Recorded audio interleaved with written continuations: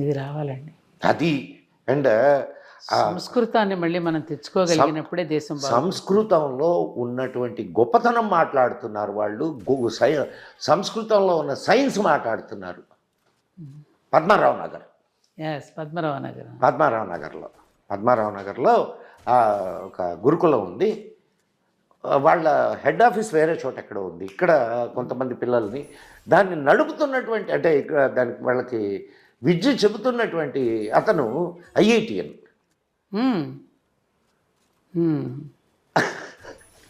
అంటే నేను రెండు వైపులు గమనిస్తున్నా, కానీ ఇది సరిపోదు.